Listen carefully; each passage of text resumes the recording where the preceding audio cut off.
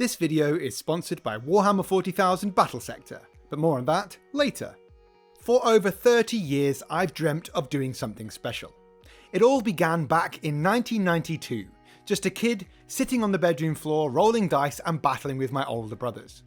Well, a lot has changed since then. I now have kids of my own, I run my own hobby shop here in the west of Ireland, and life moved forward. But the dream never faded. And now, after 3 decades, it's finally time to bring that dream to life. 3 years ago, I flew halfway across the world to shoot a massive Horus Heresy campaign with Lachlan from Zorpethorpe. Huge boards, monstrous armies, it was the kind of project hobbyists dream about, and we made it real. But for me, that was just the beginning. So for the last 3 years, I've been hoarding, planning, collecting, painting, and doing everything I need to start this hobby journey, and today I'm going to bring you along with me. My name is Oliver, and this is Broadsword Wargaming. I never wanted this. Horus Lupercal, the Emperor's most trusted son, has turned traitor. After the savage betrayal on Istvaan V, Horus now moves forward with cold precision. Joined by Mortarion of the Death Guard, Angron of the World Eaters, and Fulgrim of the Emperor's Children, he chooses Istvaan V as the battlefield where the heresy will truly begin.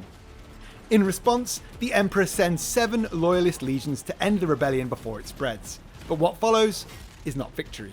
The Dropsite Massacre wasn't just any other battle, it was the match that lit the galaxy on fire, and I am going to recreate it. Over the course of this series, we'll bring Istvaan V to life like never before. A sprawling 100 square foot custom built battlefield. Jagged cliffs, trenches, fortifications, the full brutal war-torn landscape of the 31st millennium. And then there are the legions. 11 of them. All 11 Primarchs, thousands of Space Marines, loyalist and traitor, clashing in a single monumental conflict. To me, this is more than just any YouTube campaign. It is a tribute to the lore, to the hobby, and to the 10-year-old boy that first dared to dream it. This is the Dropsite Massacre. So where do we start with something like this? I'm not really sure at this point, but fortunately, I've got Kira on hand, willing and able to help, right? Yes, let's conquer Horus Heresy. Let's go, I'm ready. Istvaan V, 11 legions, 2,000 models. Are you ready? Yeah. 11 Primarchs, 80 foot of board. Those are some numbers. And that's where you're going to help. Now I've rallied the troops and I've called in some of my closest friends to help me with this. My actual brothers, Ben and Joe, Lachlan from Zorpethorpe, Benji from Benji's Hobbies, and a hand-picked group of talented hobbyists that I trust. These are people who not only share the vision, but have the skill and passion to help bring it to life. What now, then?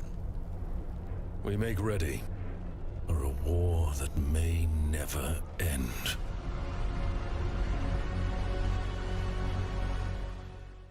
Thankfully, I don't have to start from the start, because 3 years ago, Games Workshop flew us out for the Horus Heresy 2.0 launch event, where we got to paint a legion. That was a crazy time. But we had a good time, and we painted our word bearers really, really well, even though neither of us like word bearers. And that's a legion off the list. How many work maybe? 1, 2, 3, 4, 5. This could go on for a while. Is there really that many? Okay. Yes, it really is 11 legions, so I figured we'd need a way to track our progress and see just how far we've come. Enter the Legionometer. This trusty little tool will show exactly where we are at in the grand scheme of things. I haven't really touched these models in a few years, so getting them all out again feels pretty fun. Not only do I still have the word bearers we painted during the last edition, make sure to check out the video on the paint scheme if you haven't already, but I've also got a sneaky little Alpha Legion force hiding in the wings.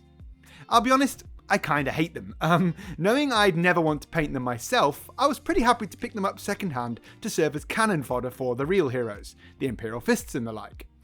It's a small, tidy force. Thankfully, the Alpha Legion weren't a huge presence at Istvaan V, certainly not in the lore or the narrative, so I don't need hundreds of them. The word bearers, though, well, they played a major role in that battle, so it's clear I need to flesh out their ranks. The plan: bring in the heavy hitters: Lorgar, Corphaeron, Erebus, Argol Tal, and of course the Gal Vorbak. Most of that is still tucked away out back, unpainted naturally, but Zorpazorp's got a mountain of word bearers too, so with any luck, he can bring in some reinforcements when he arrives in a couple of months. We will see how the force evolves as the series progresses, and adjust the plan if needed. The upside? These models look pretty good on camera and require no extra prep. Seeing them featured on Warhammer Community all those years ago and showcased at the launch event was genuinely a dream come true. Now, it wasn't perfect, but it was something I'd always hoped would happen, and it finally did. With that, we've officially knocked out 2 of the 11 legions. The Legionometer has clicked over to a beautiful green, bing, insert satisfying progress sound there. Surely everything else will go just as smoothly, right? Guys? Oh, well, now seems like a pretty good time then to talk about this video's sponsor.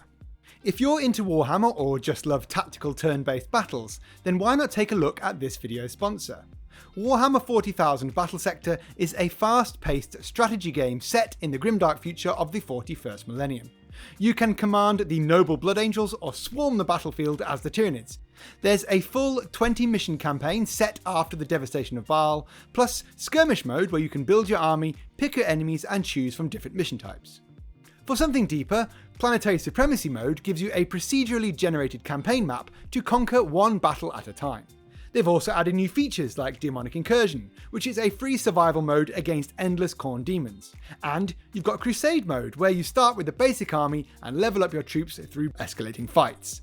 If you're after more story, then the new Deeds of the Fallen DLC features the Sisters of Battle in a brutal war against the Orcs. Multiplayer is here too. Online, hot seat and asynchronous. However you want to play, it's got you covered. If you're curious, well, now's a great time to try it. Use the code Broadsword25 for 25% off the base game on Slitherine.com. Not Steam, Slitherine.com. Link is in the description. With that, let's get back to the video. This should be another easy win. It's the Death Guard.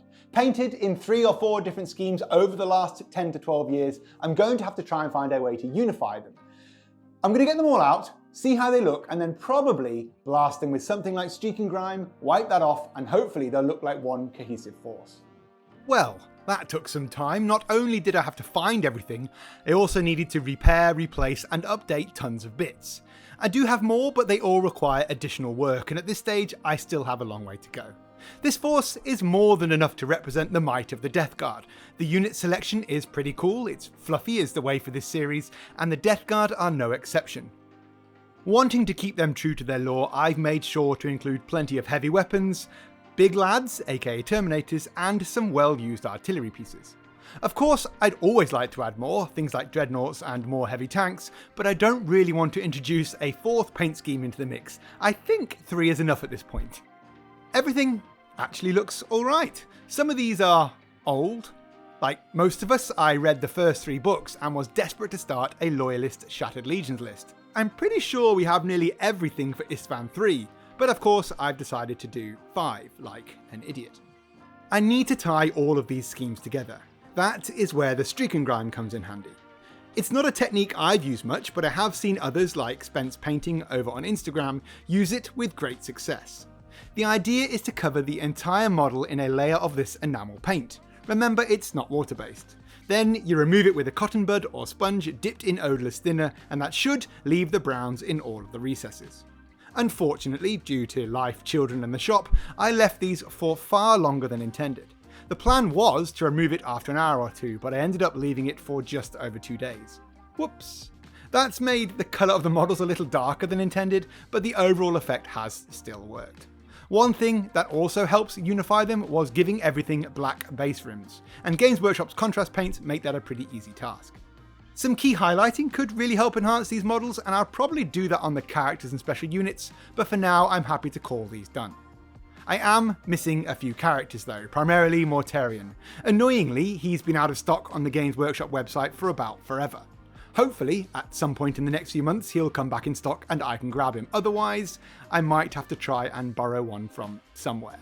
I don't really want to do Istvaan without all of the Primarchs, otherwise, what's the point? This is about getting all the big models out to play. For now, I'm happy to call these done. So, let's load up the Legionometer and get them scrubbed off. There we are, that's 1 more down, 3 out of 11, and that is some pretty good progress, but I don't have any more personal easy wins left. After this, the real work begins. Now these videos are not just about the models, they're also going to need an awesome board to stand on.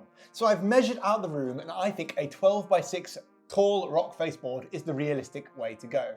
Any wider and I don't think I'd be able to reach the middle very easily. Any longer and I think I'm going to struggle to film. So 12x6 it is.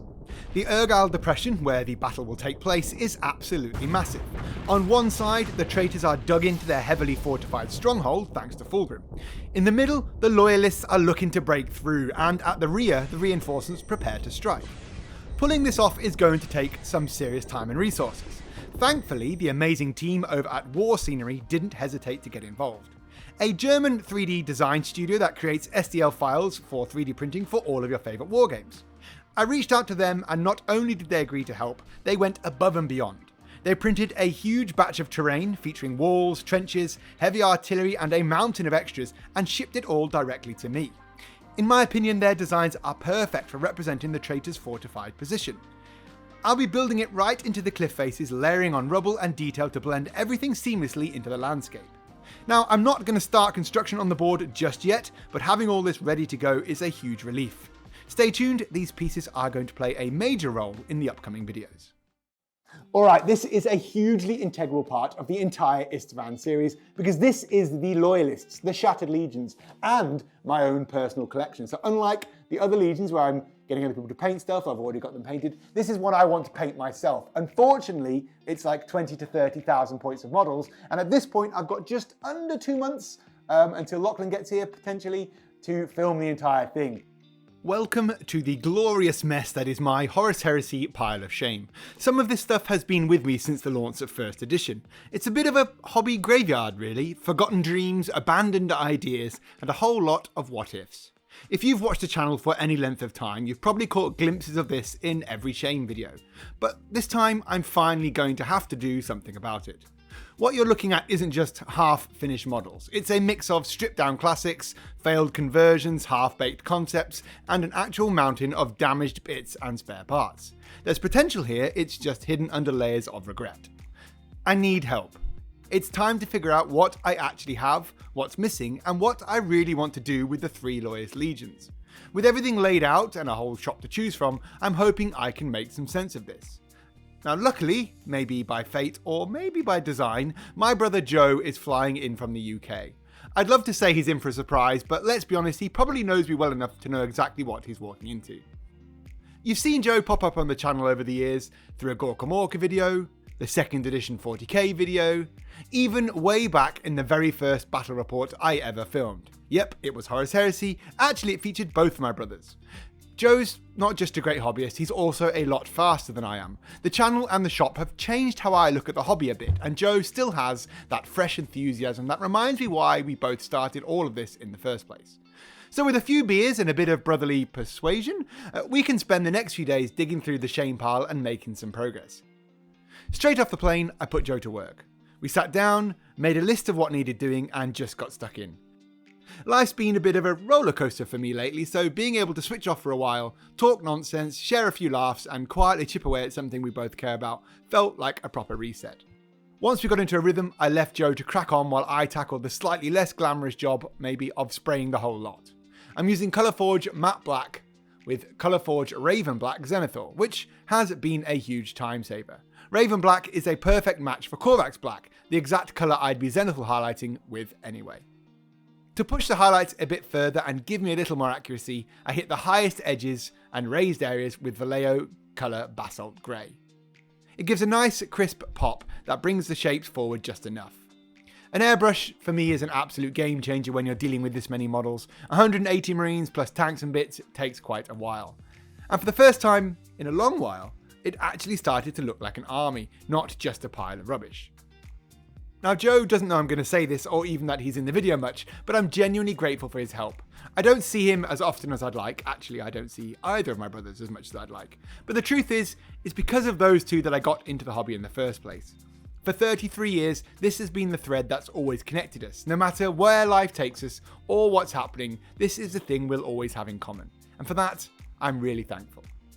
Anyway, sentiment aside, the Raven Guard are now looking fantastic, and I'm genuinely thrilled with how much progress we have made in under a week. We did it! We did all of the Raven Guard. For you guys, it's been about a minute, maybe. For us, it's been 3 days. 3 days. Solid work. So you came over, you saved the day, and jumped in on basically assembling everything. Yeah, well, yeah, I thought I'd come over and see you, and then you went, whilst you're here, could you just do some assembly for me? I was like, yeah, okay. And then I literally spent 9 hours yesterday sat just doing some assembly. Despite the endless assembly and painting, it was actually a really fun couple of days. So, massive thank you for your 1 minute in this long video and this whole massive series. Yeah. I will see you back again, probably. Hopefully. Anyway, this next bit is pretty cool. Remember when I said I put the word out to a few creators? Well, the first package has landed. I'm Peachy, and this is Peachy Tips. Yes, it's the legend himself, Sir Peachy Tips. He is officially on board for the collab. I had the perfect project lined up for him, the Therian Cohort. They are the loyalist Imperial Army detachment tied to the Raven Guard, and honestly I love everything about their story. It's gritty, it's tragic, it's pure heresy. Now, Therion itself is a world steeped in tradition, etiquette, and old world sophistication. By most accounts, it was colonised in the earliest days of mankind's expansion, a refined and orderly place. So really, who better to bring that to life than Peachy? I think he's done an amazing job and they've turned out beautifully. If you want to see more about how he converted and painted them, do make sure to check out his video in the full playlist. And if you're curious about how they fit into the broader story here, well, do keep an eye out for the future Istvaan videos, as they'll be showing up again later on in the series. Brilliant work, and a massive thank you to Peachy. We've done the hard graft. You've seen several of the armies come together at this point. We've had people over, but one thing we haven't touched upon is the characters. So, being the heart of the project, I think we'd best make a start. These are the Forge World resin models. Hard to get, not exactly cheap, but absolutely stunning. These 3 Loyalist Primarchs are the core of our story, the main protagonists driving everything forward. If you're not familiar with Forge World, they're kind of the premium side of Games Workshop, if you can believe that. They make some incredible kits, full of detail, character and drama. If you've never had the pleasure or challenge of painting one, hopefully this series will give you a proper feel for it. Working with resin is a little different. Unlike plastic, it usually needs a proper wash before you do anything. It's heat sensitive, can be a bit temperamental with certain paints and glues, and definitely demands more prep and patience. But just look at them. The bases alone are practically mini dioramas. So much detail, so much painting, yikes. But the sculpts themselves are unreal. Some of the early ones in particular, Ferrus Manus, Vulcan, Angron, they absolutely nailed the posing and motion. They're not just static centerpieces, they have real presence. They feel, to me, alive, which is exactly why I wanted to get started on them early. If I'm going to pour time and energy into anything on this project, it might as well be the central characters, not Space Marine number 689. We will come back to these a little later now they're all put together when we have everything else sorted and assembled. It's criminal, I know, but I have 2 damaged Primarchs, Corax and Ferrus. They didn't survive the trip over here to Ireland. They've been stripped over the years, they're damaged, they're battered, they're bruised, but I don't have the heart to bin them. I also don't have the skill to convert them, but I do know someone who does. It's time to bring in the next collaborator for this series. But first, let me just hop on a plane to Wales. This is Miles, lead artist at Little Legend Studios, master of commissions, tutorial wizard and an all-round hobby powerhouse. He's someone I absolutely trust to do these Primarchs justice. While I'm handling the Iron Hands, Raven Guard and Salamanders, Miles will be taking on a few key characters from the Emperor's Children. One of them is Marius Varosian, the first true noise marine and a central figure in the Fulgrim novel. Miles has a stunning custom model of him, complete with a full tutorial on his Patreon. It looks amazing, and having attended several of Miles' courses over the years, this one at his awesome studio in Swansea, I can say that they're well worth it. Make sure to check out his upcoming content in the playlist. But the real showstopper for this is Fulgrim vs Ferrus Manus at Istvaan V. Locked in combat and wielding each other's weapons, a tragic and iconic moment we're aiming to capture in the miniature form. He will be converting and painting a brand new Fulgrim model, and together we've begun work on custom sculpts of the broken Primarchs, Ferrus and Corax, each shaped by the horrors of Istvaan. Ferrus on his knees reaching for Fireblade in his final moments, Corax battered but unbroken, heavy bolter in hand, whip coiled, jump pack shattered. We'll be seeing much more of these models and of Miles as the series progresses. After 3 days away, that's another character down and another step deeper into this massive project. Now that I'm back home, I think that's a good place to end the first video on the road to Istvaan. In the next episode, I'll be pushing on into the Iron Hands collection, finally getting some paint on the models and showcasing what other amazing creators have been working on behind the scenes. So there we have it. I hope you guys enjoyed the video. If you did, please do make sure to like, share and subscribe and hit the alarm bell for more videos to come. And if you want to support the channel further, we also have a Patreon. On there, you will have access to a private Discord, work in progress photos, updates, behind the scenes thing, and we do a generally monthly hobby hangout. It's a really cool place to be, and it means so much to me that any of you patrons out there are already supporting the channel. I have you here just behind me on the studio wall of fame, and it really means so much because it allows me to keep doing these things, and also when I'm feeling a little low, keeps me going. So I'll leave it there, and I will catch you guys in the next part of the road to Istvaan.